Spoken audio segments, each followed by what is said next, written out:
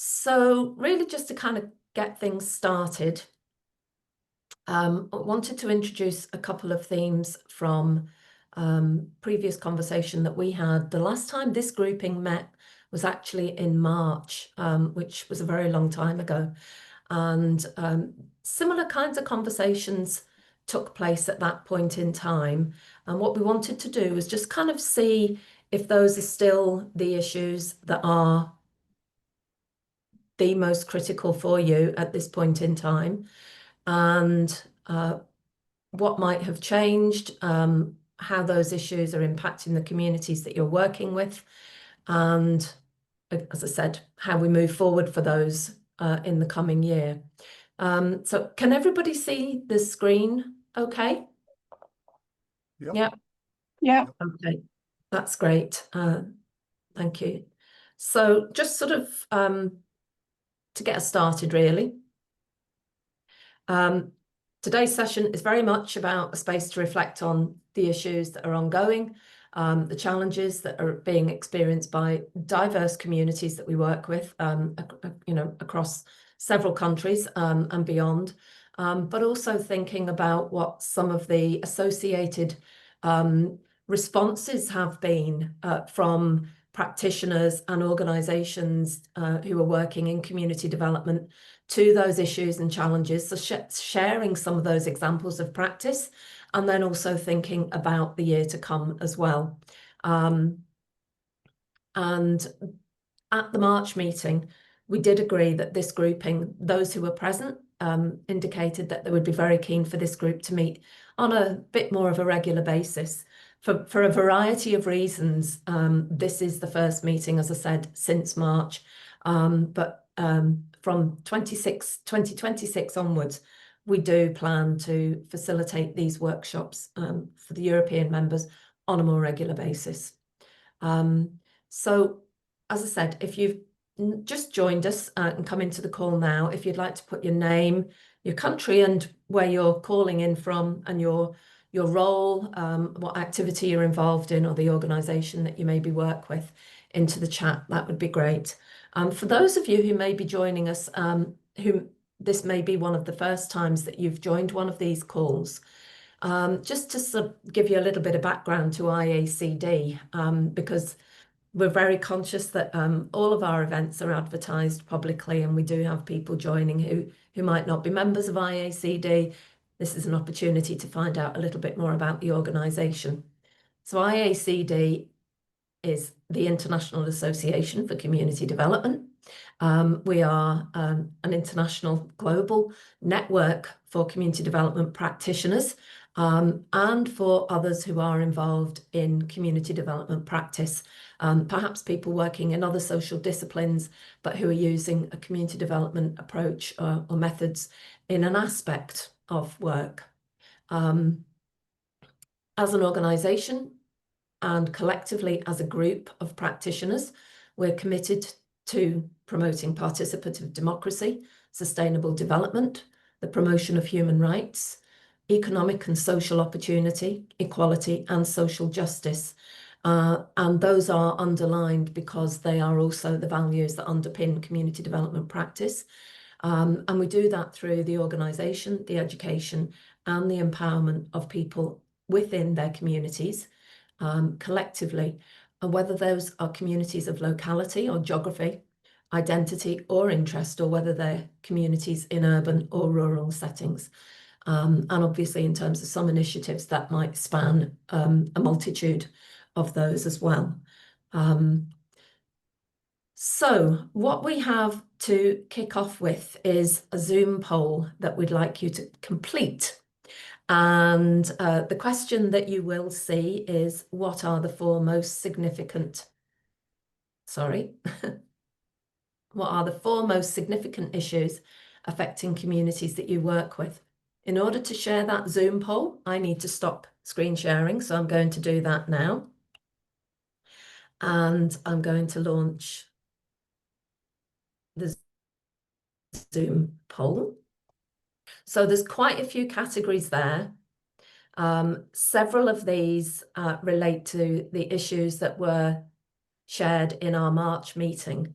So we know that for some people, these are key issues, some people who joined the call, but we're keen to repeat that and also see where the core priorities are, which are the ones that most people are most concerned with.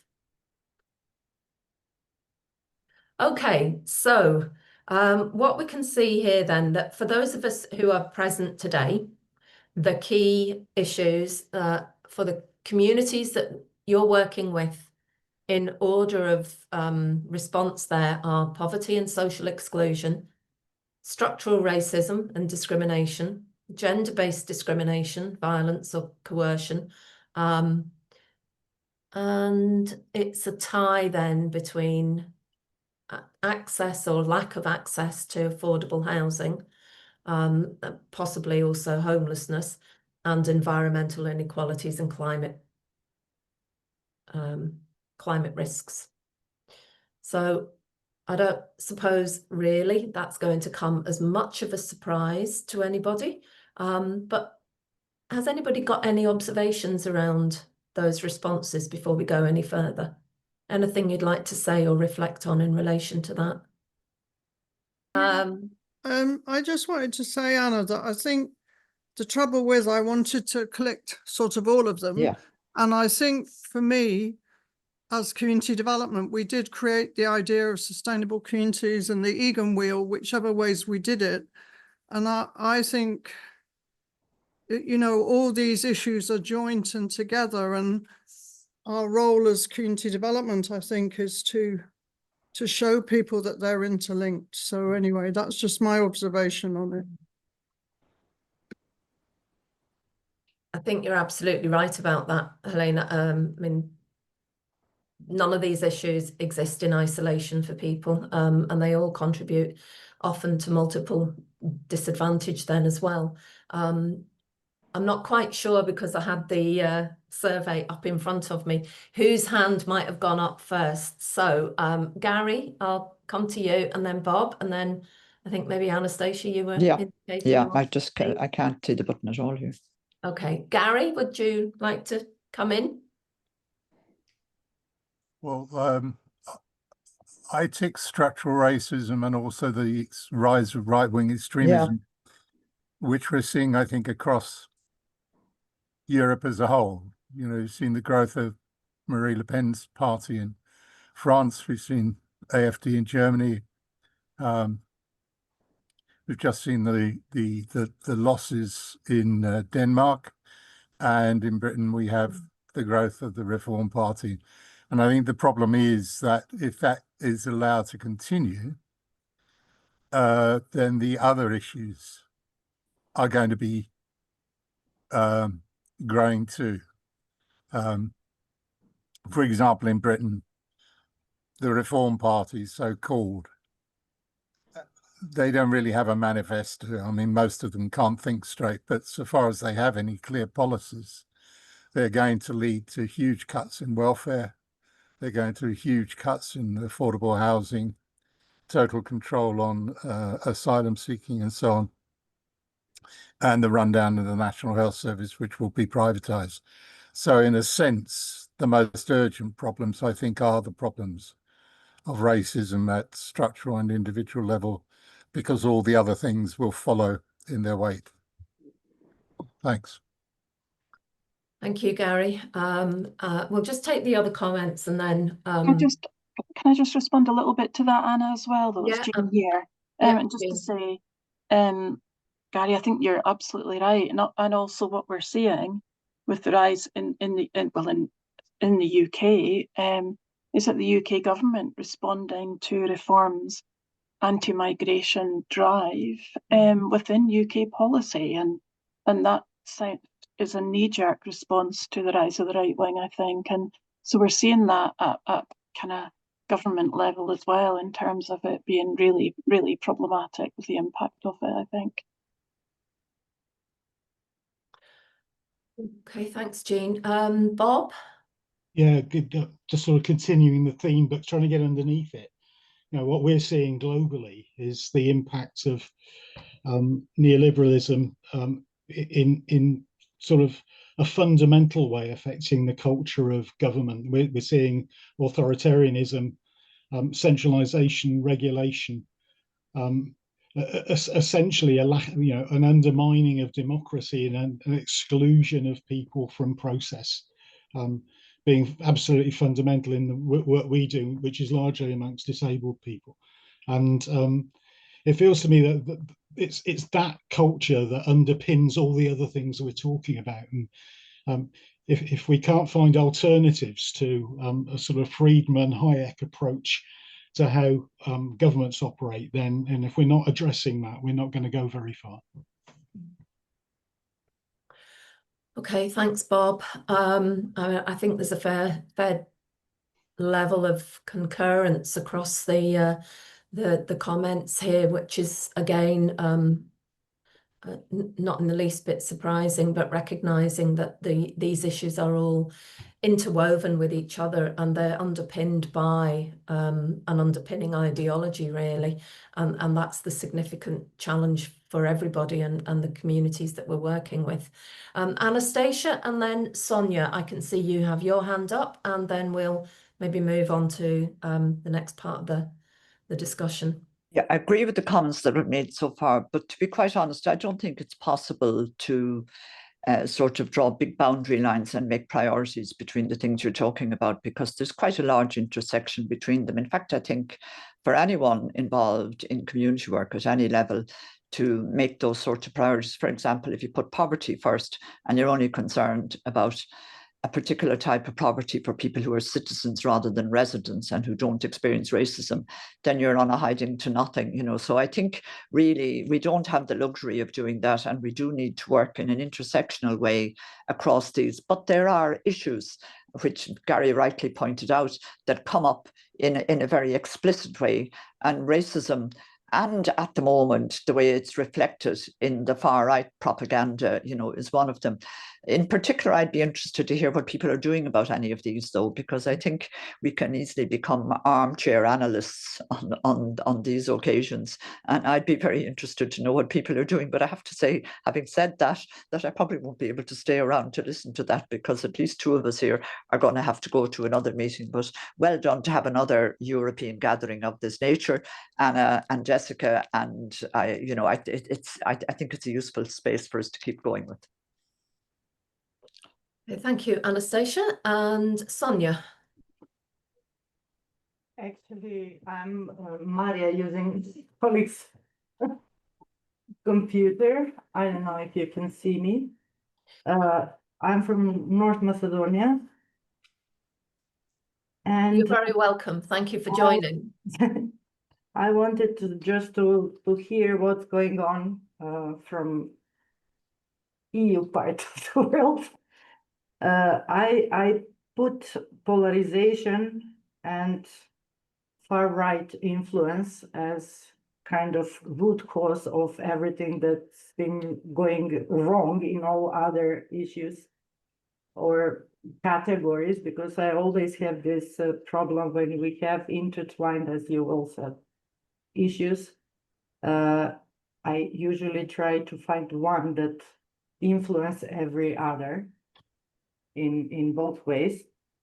And since we're actually trying to promote gender equality and inclusive participatory governance, I think that this issue is influencing both institutional level, but also communities in a way that is very wrong, and even push back everything that we've been doing with communities. So I would put this as the issue of the last year, if you ask me, because I don't know how much do you know about this region. I would say Western Balkans, we have huge problems with authoritarianism and with lack of culture of active citizenship, and with this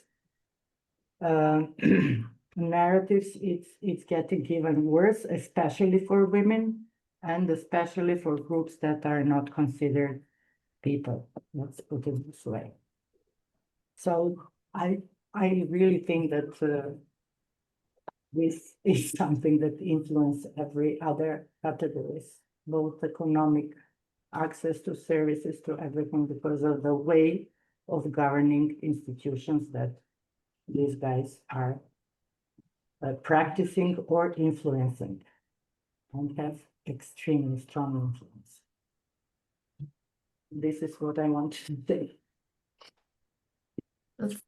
Thank you, Sonia, very much for sharing that. And it's really valuable having you here as well, because perspectives from right across Europe, it's easy to think that one region is very similar, and that absolutely isn't the case. And it is so important that we do hear the voices and experiences of people from right across it, and recognise that there are a lot of different ways in which similar issues can be experienced, and some of them are a lot more problematic is not the strongest word I could pick, but you know, the differentials are really significant, and we need to be able to hear and understand just how significant that is. So thank you very much for joining and for sharing, and look forward to hearing more from you as well through the course of the session. Russell, last opportunity, and then we'll move on to the next bit of the discussion, which is just going to pick up really more on what we've been talking about anyway. Well, thanks, Annie. Yeah, I'll keep it brief. I know you want to keep to time. I agree with all of the points made, but it's also important that where there is some positivity, we grab hold of it and we celebrate it. You know, Mandani, and then just about 4 miles as the crow flies, just to the north of me in Cardiff, in South Wales, Caerphilly by-election, in the Welsh Senedd elections, where I have seen this misinterpreted. There's been perhaps a perception elsewhere that there was a sort of like a broad coalition of the left and centre left in keeping reform out. That's not actually the case, not in any formal political way. Labour weren't interested in that. The electorate worked it out for themselves, how to vote tactically in the particular form of elections that we have here, which is not first past the post as it is in Westminster. And I think those nuances are important to bear in mind. The electorate worked it out for themselves what they needed to do to keep out these, you know, nutters. So and reform threw everything at that seat. And lost on a 50% turnout, which is almost double your sort of average for some of the Valley's Coalfield turnouts.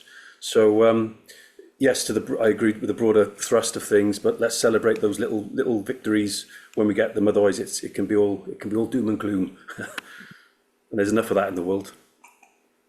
Absolutely. Anna, can I just start by way of celebrating the victories that we have just, in the best turn, the biggest majority in any presidential election here, our 10th president of Ireland. Now, the presidency in Ireland is a bit like the monarchy in the UK, so it doesn't have a huge amount of power, but it kind of influence. A broad left alliance elected Catherine Connolly as the 10th president of Ireland.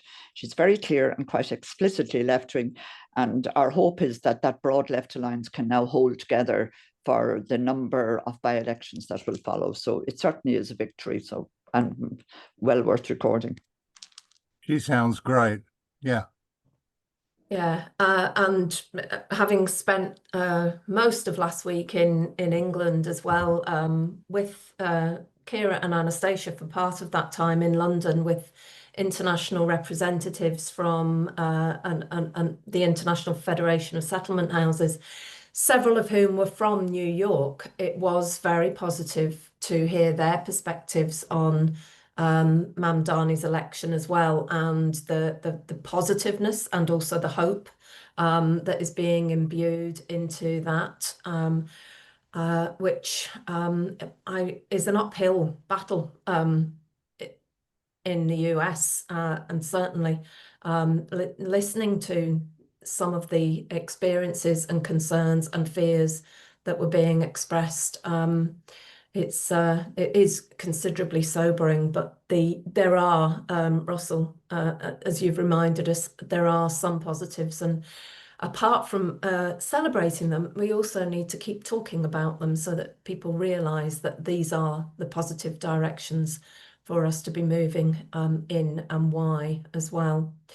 Okay, so well, thank you very much for that and for your observations around those issues, which yes are very intersectional, and it isn't possible to separate them out in terms of priorities, although several of us might be working in specific roles or organisations that have thematic remits for perhaps one area or another, but recognising that the sort of critical underpinning of the way in which people's lives are lived and the issues that impact upon that, and the decisions of others and how those decisions and actions impact on people's lives is really critical.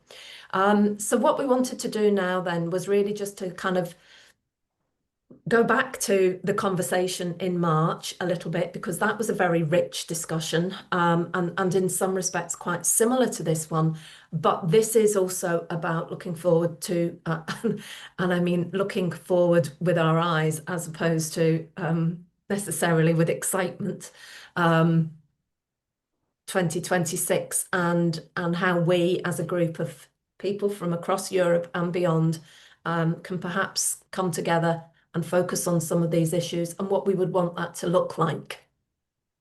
As Anastasia said, being very interested in hearing what people are doing around these things, and this forum is an opportunity to share that and support each other around that as well.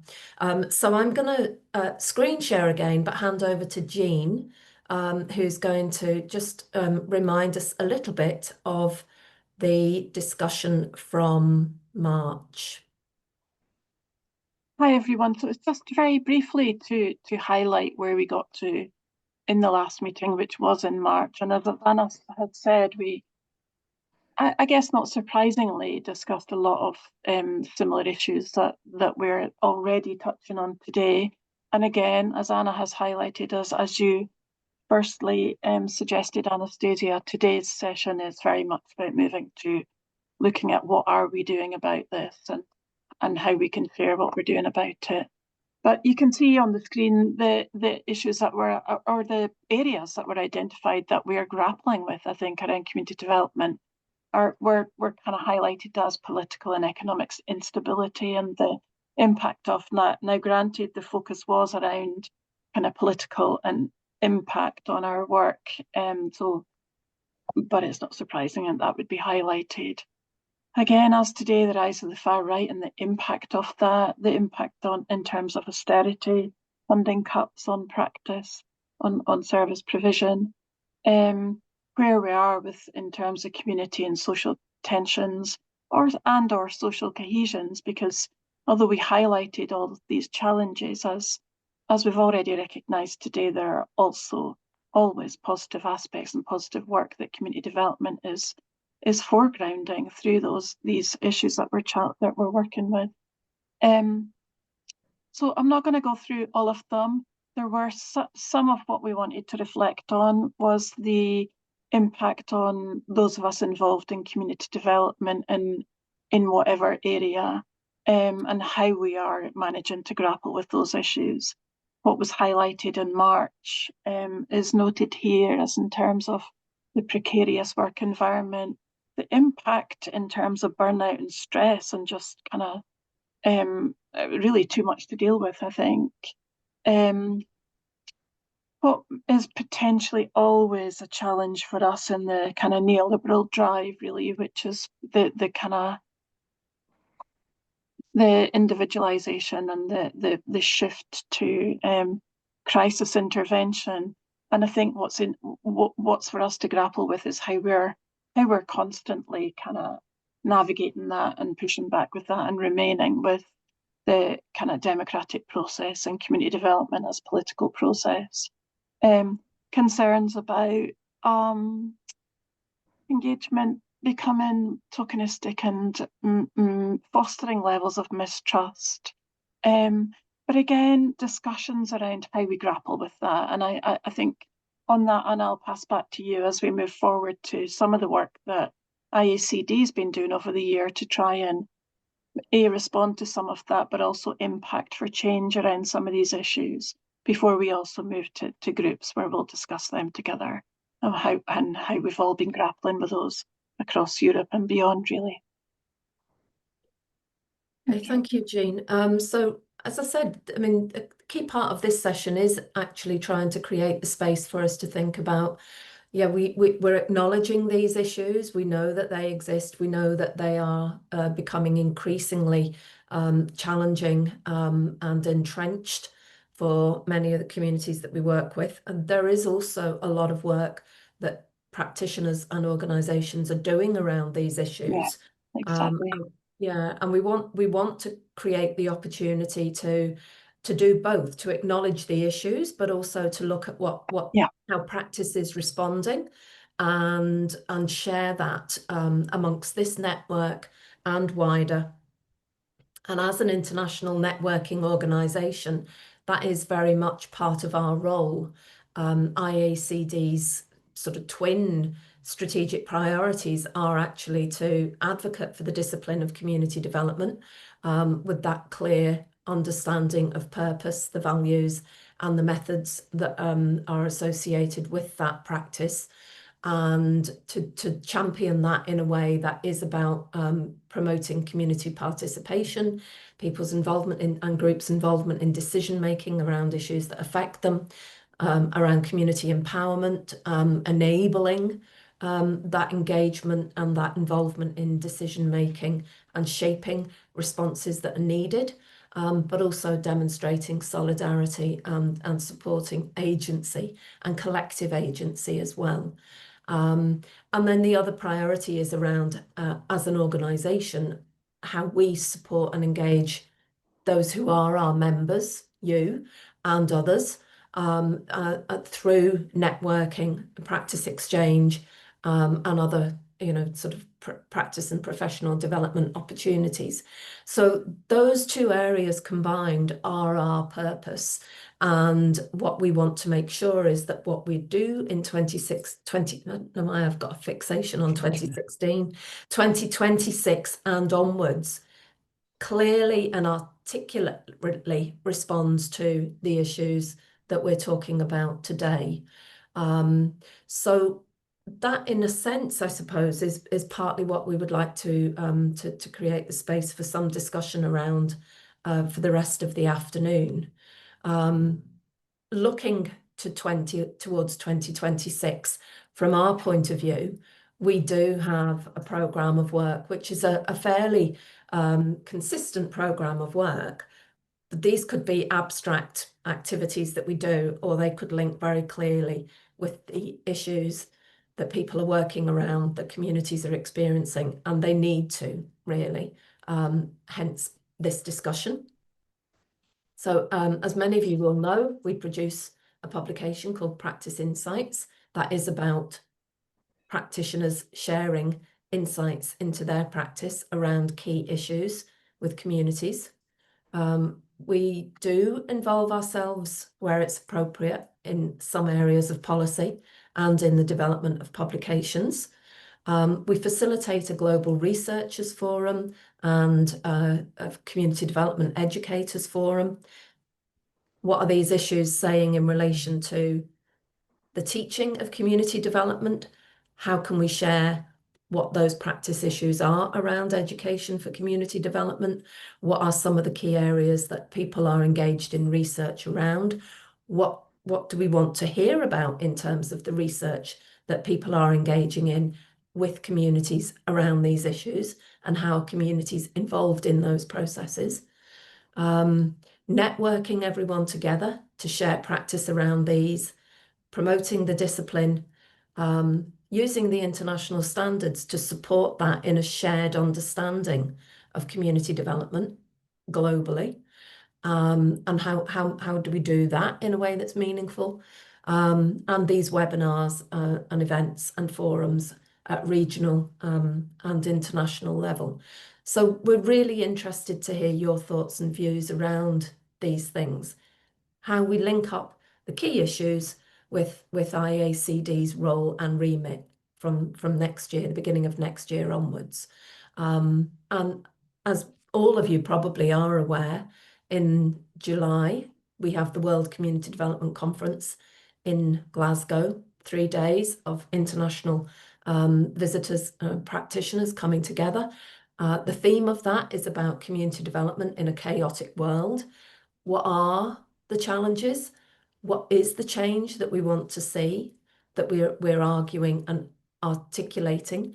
And how are we engaging collectively to try and shape that change in a meaningful way? And that's a wonderful opportunity and forum for debate and sharing and collaboration as well. So we want to work consistently towards all of that, but in a way that's relevant and meaningful for the people that are our members around the key core issues.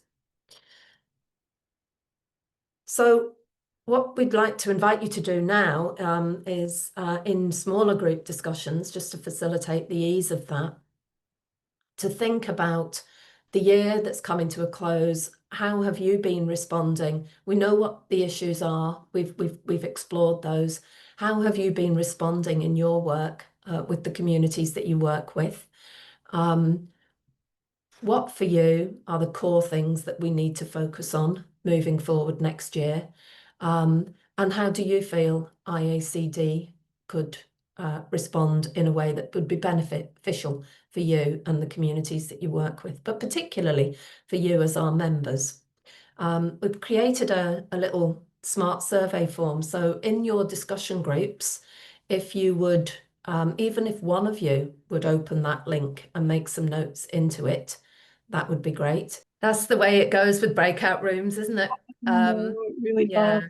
absolutely. Well, first of all, Anna, I didn't do well in terms of filling out the form, but I think we had a real depth of discussion that I hope I managed to capture. So we'll shall we just move to feed in some of that back? Or yeah, absolutely. Just to say, sorry, Jean, just before you do, anybody who did open the link, if you have made any notes, or if you do after the meeting, please don't forget to hit send or finish or whatever the word is at the bottom. Otherwise, we'll never get to see what you've written. Okay. It might be quite nice to kind of really follow up and do that, because we were in such mid-flow that I did have it open, but I listened more than wrote, which I felt more important. So, okay. I'll just feed back a little bit of what I think we covered, and please anyone come in on the back of it. And I'm going to call you out, Rachel, because you were in mid-sentence. So if you want to come in on the back of what I'm saying, please do, in case we managed not to capture everything that you said. But we had a really interesting conversation around kind of reflections on the year. Started with really highlighting the kind of the rise of the right-wing kind of racist agenda, revisiting some of that, but moving into what are we doing about that. And some of what was being highlighted was the need to really fundamentally engage community development dialogical process and engage in conversations with people in communities, and particularly when they may be expressing opinions, attitudes, behaviours that we don't particularly agree with, or that might sit out with our comfort zone or out with our values base. So we had quite a kind of depth of discussion around how we respond to that and what we do about working with people who listening to the views that sometimes we might find problematic, and thinking about what we do with that, how we facilitate conversations around that. And there was a small group, but a few of us were quite kind of strongly agreeing that some of that priority needs to be around moving into next year. How do we have these conversations, and how do we revisit these, and visit and engage around these subjects or areas that might be really difficult to hear, and dialogue in a way that community development enables us towards some kind of social change potentially. We were also talking a bit about how, alongside that, a kind of process of educating politicians, we'd needs to be a level of priority, particularly around policies, economic policies, neoliberal policies that are being imposed. And actually, if we can be engaged at policy level with politicians, then there's a potential to kind of push back and say there are different ways. We're hearing, you know, what is happening at grassroots level needs to push back on that, and we know and hear the impact of that with alongside people in communities. So really kind of engaging in discussion and conversation around policy level as well.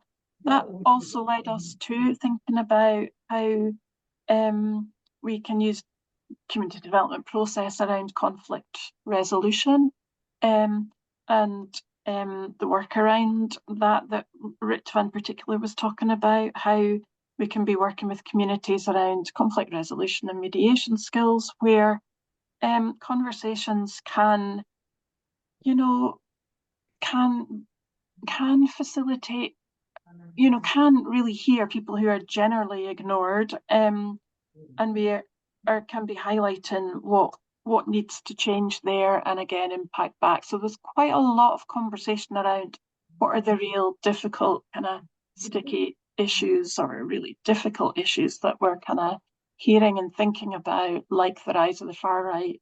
How do we, using community development values, principles, dialogue, engage with that towards some kind of form of change? Anyone want to come in on the back of that who was in the group? Yeah, Laurie, you come on in.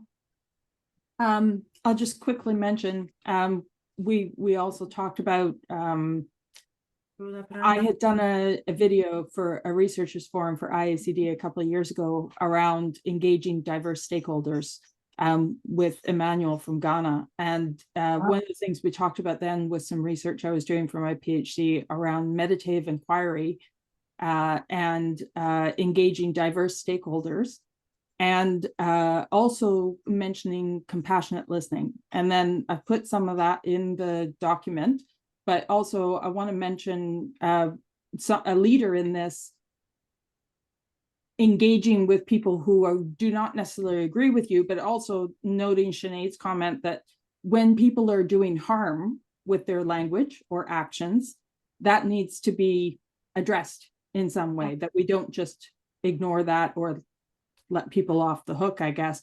In the US, there's a person called Dr. Jessica Gordon Nemhard, who does a lot of work in this. And there was a podcast with Trevor Noah specifically about this issue.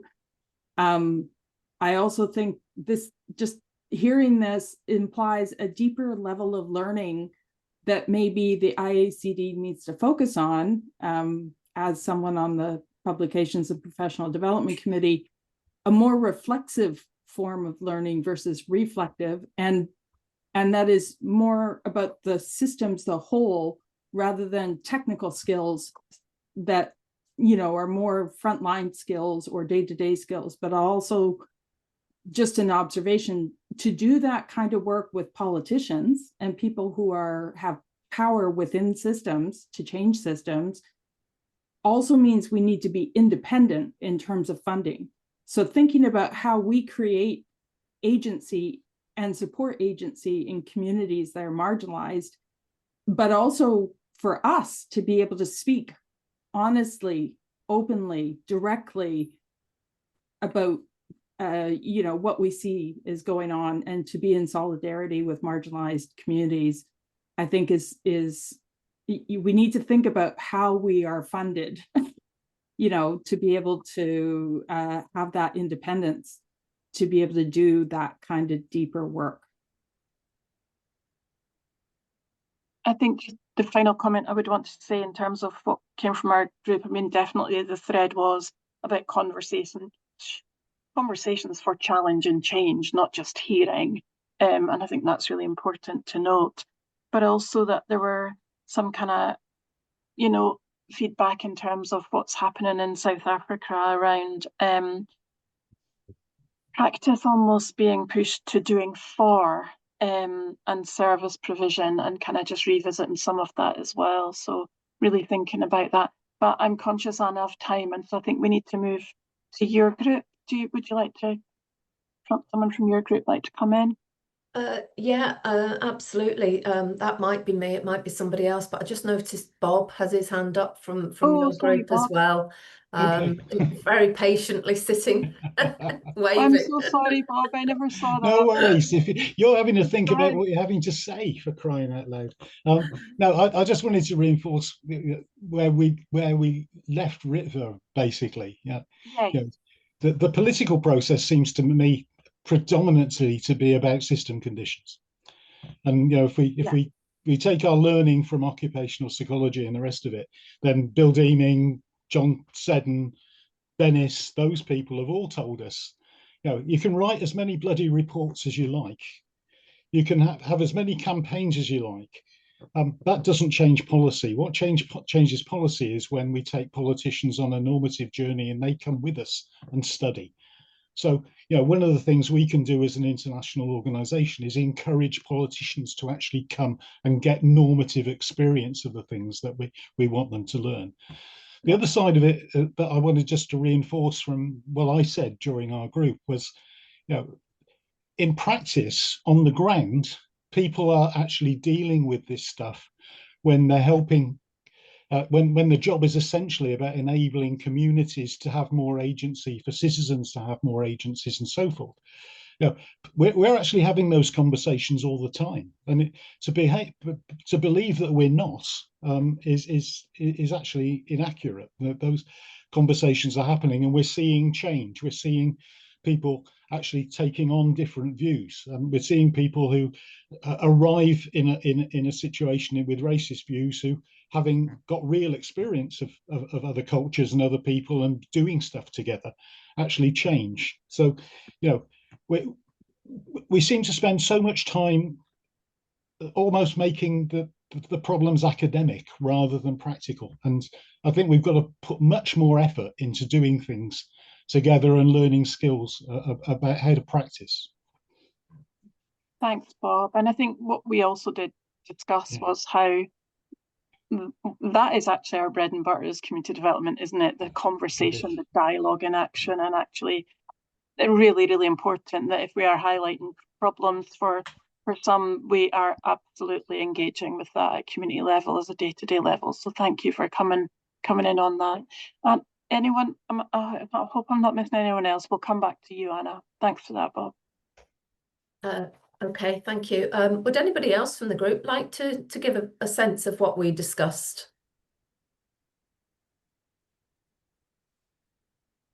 Oh, okay, I'll take that as a no. I did make a few notes. I think Russell might have as well, but I'll kick off, and if there's anything else, I mean, the discussion really went on from where we finished in the full group in many respects. Vicky, who works with the CLD Standards Council in Scotland, shared something very practical that they're doing because they've been hearing from their members across Scotland, increasingly concerned about the degree of, misinformation that is in circulation, and a lot of that has racism at its roots, and wanting to do something around the misinformation to support their members and practitioners, but also that then is a resource for those practitioners in their work with communities. So it's basically an anti-racism toolkit. She talked about race awareness and literacy, not reading and writing literacy, but awareness, literacy in the context of awareness around racism, and a variety of different tools and resources that are within this toolkit that can be used for different types of purposes. She described it as a living toolkit, one that they're trialling, or they have been trialling with a number of practitioners, which has been received very favourably. And there's a lot of support for it, but it is living in the sense that the toolkit is constantly growing, that the different approaches and tools that it has within it. So that sounded quite interesting, and probably something, if we were keen to encourage them to share it or come and talk about it, we could do. Russell, as always, brought us back to something positive, and the need to try and be positive amongst all of this as well. And kind of highlighted that whilst there are a lot of concerns, the majority of people generally want to be welcoming and supportive and positive, and are in their outlook and their demeanour. But there are times, obviously, where we need to be more assertive and call out, racism, misogyny, or whatever it might be, hate speech.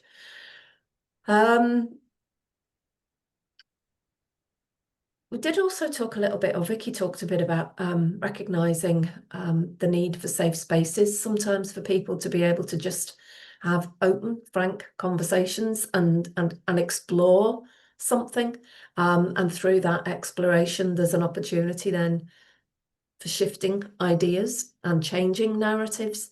And then Sonia from Macedonia shared quite a lot with us about the issues and the circumstances in her country, and in particular work that she's involved in around issues relating to gender, women and families, and a growing, she referred earlier to the growing authoritarianism and the impact of that on women and women's lives, and the diminution of rights for women.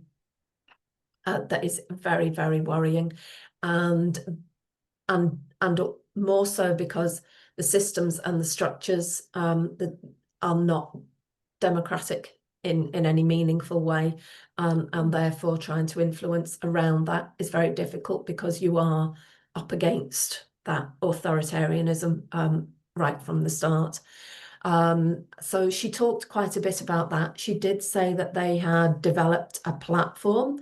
I didn't quite get if that was a chat bot or a chat box. I have to go back to her on that and just get some more information. But it's a platform that they had created. She said they had, I think it was for students. There'd been a very good response from students. It was a good way to explore these, sort of negative narratives. And she also talked about an annual gathering of communities to discuss the values that guide our work and their work, and using that annual gathering as a way of building a common narrative and a shared understanding. And again, I think what I took for that was particularly in relation to women's lives, but the line was a little bit difficult to hear everything. And then the other thing we talked about was the need to engage in dialogic processes. Again, particularly with people who are, oh no, that was your notes. Sorry, I've gone on to tell you what you talked about now. And then a couple of other things that, again, Sonia shared with us was in relation to climate issues and environmental issues within not just Macedonia, but the Western Balkan region generally. Major issues around access to clean drinking water, major issues around air pollution, really significant issues, extractive mining, big companies coming in, nobody's asking any questions, and the narrative is all around the benefit for the economy from those authoritarian regimes, making it again very difficult to challenge, but recognizing the need to do something, but people struggling around what. So then we shared a couple of ideas, and one of those was kind of, Russell made some connections with the experience of mining communities and the environmental impacts of those. And also Helena was talking a little bit about maybe sort of expressing the truth in other arenas, to perhaps through practice insights, for example, as a way of mobilizing support and wider solidarity around the issues. And the last thing we talked about was the need for support for community development. And I think that kind of, I'll probably stop there because it links up with what you were talking about in your one as well. But that policy, the need for policy recognition and strategic support for community development work. And I just want to say, I think it shows, that discussion shows how important this network is, because what is going on, you know, that Sonia was describing is really not right. And it is being done by a global mining company. And at the moment, nobody's holding them to account, but actually, you know, they are responsible for what they're doing. So I think to me, it just showed the value of a European-wide network that is open and accessible. So, you know, I think IACD can feel proud that by giving that voice, some of this stuff does get put into the public arena, which is really important. Thanks, Helena. So broadly speaking, that was us. And just sort of thinking around where we are now, that is our kind of 90 minutes come and gone, which we generally try to stick to. Although I think the last one that we had went on a lot longer, which was really positive. And I'm happy to hang around a bit longer.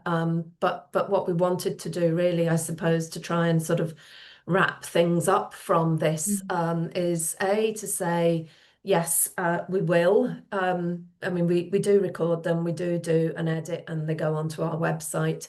But I think it's important that we start to actually try and write up some of these discussions and bring them together, you know, link them up around the different regions and how they're connected, and look at the ideas and factor the ideas into our programme of work. And so that is definitely something that we will do from this. The other thing really then is, you know, what do you feel, and I'm conscious we've lost a lot of people at this stage, what do you feel would be really helpful themes, issues, ideas to focus on for this network in the coming year, if we're meeting, you know, literally every 2 to 3 months, which was the suggestion. And we will implement that now, albeit it's a bit late in the implementing. If we meet again in February, what do you feel would be a good follow-up from these discussions that we've had this year? Where do you think we should go next? Just to offer from, I also go to the Sub-Saharan group quite often, and we present stuff there quite often. And the way that operates is that Daniel asks people to present, basically, and to bring issues. And I think that's probably the simplest way to go forward. You know, there are a whole gang of us operating in Europe with stories to tell, with experience to share, with ideas to explore. And you know, we need to be asking people to share. Yeah. I think that is what we need to do. I wonder if we're looking to kind of February, March next year, if we could pick up on some of the work Sonia was talking about around women and women's erosion of rights. I mean, that's not just in Macedonia, and it would also connect with International Women's Day, for example. Early March, we could look to do some of that next time. I think that might be quite interesting to do. But also have a bit of an open programme, Bob, perhaps, in terms of some of what we've picked up on today around dialogue, a discussion for change, and that work that is ongoing at kind of what I kind of think of as the bread and butter practice around community development, that we you know, a big part of our existence is around challenging around these far right narratives that impact the power, challenging for political change, challenging politicians. So we could look to a few, kind of looking through the notes that we've got, look to a few themes or a few areas that we could invite people to present around. And I think building that across the European network could be really, really interesting. And kind of inspiring and also supportive for us to think about where do we go with this and how can we connect through IACD and work together on these challenges that we are seeing are shared. Yeah. And Jean, I think what I'd like to say beside that, because I don't have, you know, there's not enough community development workers. So I think as a European network, maybe we could be trying to find out, do we know if countries have community development? Are they still being funded? My perception is that there's not enough being funded and that communities are being expected to do stuff for voluntary, but maybe we could try and do a bit of research and ask people. And maybe for Glasgow, we might be putting out a bit of a call. Yeah. Because I believe that partly the rise of the far right is that nobody is listening to and working with a lot of really disadvantaged communities. And so when the TV, apparently ITV went to some communities and talked to young people and they said, nobody's listening to us. And I thought, yeah, because there's no youth service, you know, like we know that, but we've got to, you know, so that's what I'd like to see. Is that call. So alongside the practice, also the kind of strategic, if we could do both. I know it's a lot to do in 90 minutes, but if it's possible. I think you're absolutely right. I think we definitely need both. And I think capturing some of that would be, so connecting that to the conference and using that as a springboard would be really interesting. But we can't have these conversations if we can't do one without the other. I think you're absolutely right. Definitely. Yeah. Mm-hmm. And the next edition, the next edition of Practice Insights to come out is the one around cooperatives, which will be out next week, given that it's the end of Thursday, near enough. But it will be out next week. The next one that the call for abstracts has gone out for is actually around profiling community development practitioners, and you know, inviting people to share, in a sense, their kind of journey into the field of practice and the work that they're involved in. That might be interesting given what we've just been identifying. But the other thing is that for the last, like I said, last week, I was in England for 5 days with people involved. I'm not going to say community development practitioners, people involved in community work in its broadest sense, to the point where I might say people working with communities, several of whom, many of whom in London were international, coming from different parts of the world, and in Liverpool, over 500 people, predominantly from across England. And they are all working with and in communities around a whole variety of issues. But one of the really significant common ones was around working with people from minority communities, particularly migrant communities, you know, new arrivals, as the term was being used, in England, and a lot of big cities, also rural areas, the length and breadth of the country. And a lot of that was about support. It was about access to services. It was about being welcoming, promoting inclusion.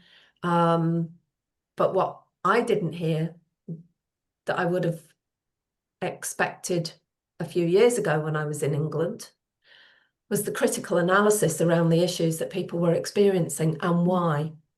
And that was the thing, the really significant thing that was evidently missing. Everybody was working flat out, absolutely flat out, doing really good work.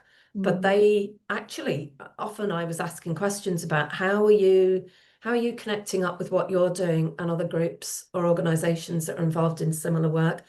That didn't seem to be a feature.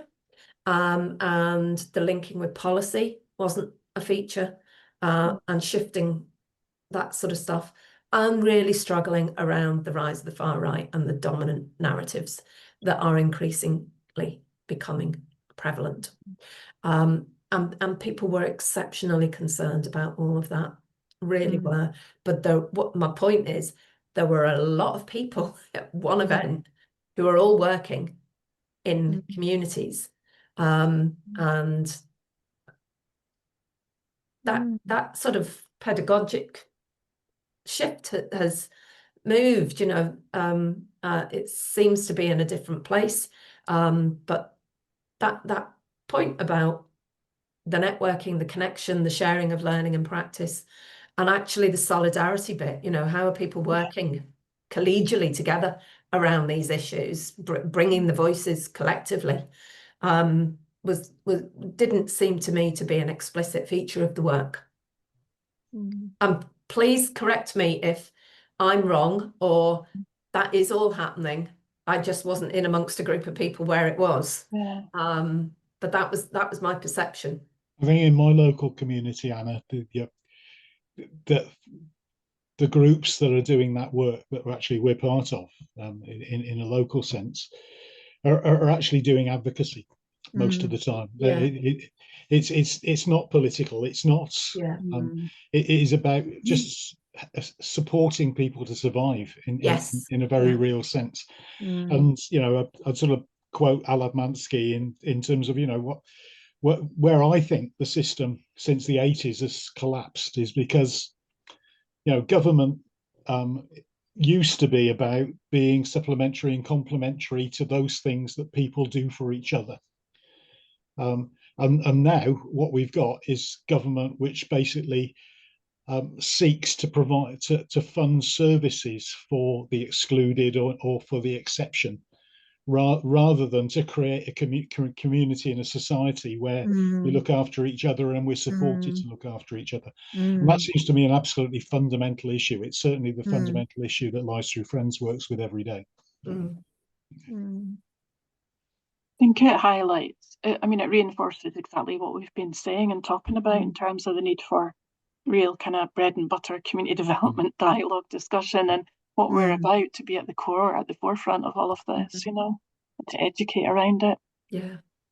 And Anna, I remember another conversation which was about community development degrees going, because I shared that in Manchester Metropolitan University, where I do some work linking with the community, there used to be a very strong youth and community degree, and some of you will know Carol Peckham, who worked there, and that's all been shut because there are no jobs. And I think we were wondering, are there enough youth and community degrees now? And that would be worth, I think, us all, I'll try and do a bit of research, and there used to be one at the University of Manchester as well at a postgrad level. So I will try and find out, because we need our degrees as well, don't we? We need to be the learning, and the training is very special, so I think it's all important stuff, and I'm glad we've got a bit of time for running, Jessica, before next, where's it, July? We haven't got long, have we? June. It's June, isn't it? The end of June, the conference. It's the day one is the 30th of June. Day one is the 30th of June, and then the 1st and the 2nd of July. Just conscious, I think Ritva put something into the chat there. Yeah, I did. I found an interesting thing, because as part of my work where we've been actually internationally collaborating in terms of architectural workers and labour justice in our sector, and how that can have a massive impact in terms of other key social issues like housing rights, climate justice, material procurement. And this one a friend shared to me, which is kind of like a online virtual mapping of different cultural centres and how they interact with each other. I thought it was interesting and relevant in terms of potentially mapping different partners or key stakeholders, etc., that may be either working directly in community development or adjacently, like in urban design, architecture, etc. So it could be an interesting tool to have or develop for ourselves as well. Yeah, thanks for sharing that. And actually, one of our trustees, who's based in Lebanon, is a landscape architect. And that's a kind of a bit of a perspective that she kind of brings, you know, to some of our conversations too. But I think that would be really, what does the IO stand for?